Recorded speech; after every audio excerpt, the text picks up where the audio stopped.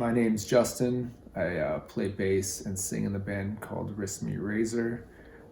This is my crazy tour story. This story takes place in the spring of 2019.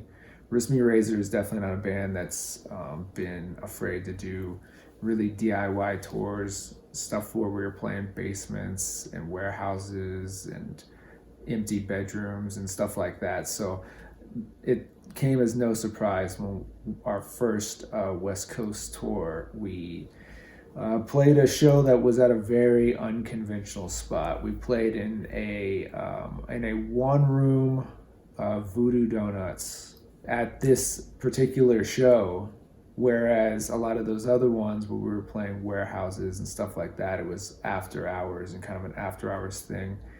This is a show that was happened during operational time, which makes it a lot more interesting in the big scope of touring.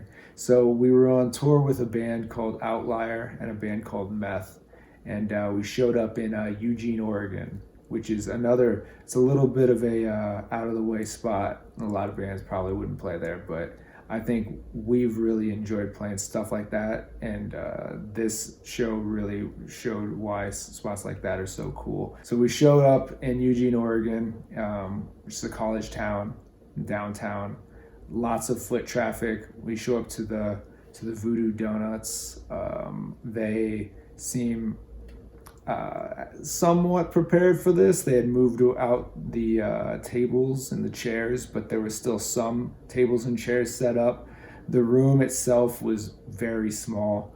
The bands, which had already started playing, were playing about 20 feet away from the front counter. And you could tell that the show had already begun, and people had kind of already started lining up and going inside, and then the people that were there to buy donuts were also going inside, and they were gaining uncertainty of the situation. Every time a new customer would walk in, they would seem a little bit more concerned or put off by what was happening inside. As you can imagine, seeing a bunch of strange looking kids all wearing black and listening to chaotic, crazy music, it was probably pretty off-putting. But the show went on. The band Meth from Chicago, who was our tour mates at the time, they started playing. The singer, Seb, found a way to wedge himself perfectly underneath the warming station that they had for the donuts. So they had like a rack for donuts, and he found just a slight opening underneath it to slide himself underneath and do most of the vocals for the show from underneath the warming station of this donut shop. So as you can imagine, lots of foot traffic, strange people walking in and not really understanding what's going on.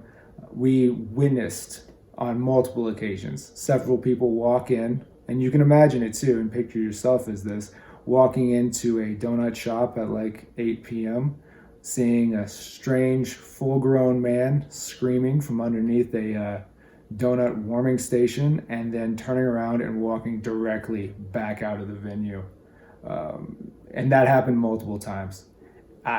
We were all very, very pleased with whatever was going on, whatever strange performance art that we were partaking in at that time. We played after that, and they ended up using some of the tables that were set up in the back. Those ended up getting knocked over, and people ended up getting pushed and hit, and all kinds of chaos ensued. Again, more people walking out and very, very concerned. People walking in and yelling at the top of their lungs for a donut. It was legitimately one of the most interesting tour stories that I think we'll ever have, to be honest with you. I don't think you really get those opportunities very often. So